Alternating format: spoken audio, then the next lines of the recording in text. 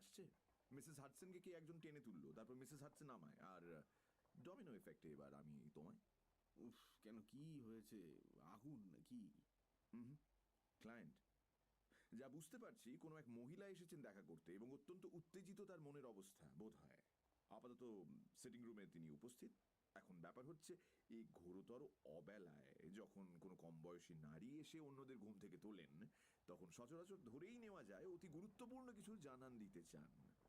যদি শুনে মনে হয় কেসটি জবরদস্ত, তবে নিশ্চয়ই তুমিও একেবারে প্রথম ধাপ থেকে তাতে মগ্ন থাকতে আগ্রহী হবে, এবং তা ভেবেই আমার এই ঘুম ভাঙানোর পরিকল্পনা। হ্যাঁ, বলো কি? আরে, I wouldn't miss it for anything, বন্ধুবর।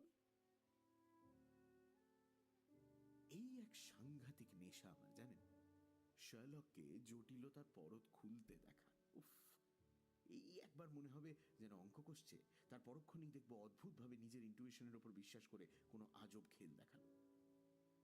সে যাক, আমি এক লাফে বিছানা ছেড়ে জামা কাপড় পাল্টে একেবারে দৌড় লাগালাম সিটিং রুমের উদ্দেশ্যে। গিয়ে দেখি এক ভদ্রমহিলা, মাথা থেকে পা অব্দি কালো ঢাকা, হ্যাঁ, এমনকি মুখটাও আড়ালেই, জানলার ধারে বসেছিলেন। আমাদের দেখেই উঠে দাঁড়ালেন। গুড মর্নিং ম্যাডাম, আমি শার্লক হোমস, আর ইনি আমার বন্ধু, সহযোগীও বটে, ডক্টর ওয়াটসন। ওনার সামনে মন খুলে বলতে পারেন যা বলার। আপনার জন্য একটু কফি বলি? বেশ কাঁপছেন তো আপনি।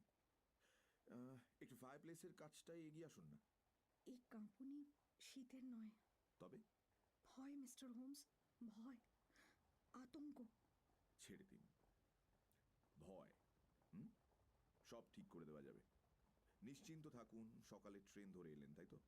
আপনি আপনি আমায় চেনেন তাহলে? না, তবে দেখছি তো আপনার বাঁ হাতের তালুতে একটা রিটার্ন টিকিটের অংশ। বেশ আর্লি বেরিয়েছেন নিশ্চয়ই, তারপর একটা ডগ কাটে করে স্টেশনে পৌঁছবার আগে এলেন বেশ অনেকটা রাস্তা, রাইট? আপনি কি করে, মানে? হ্যাঁ, কিন্তু কোনো রহস্য নেই এতে ম্যাডাম, সহজ তো।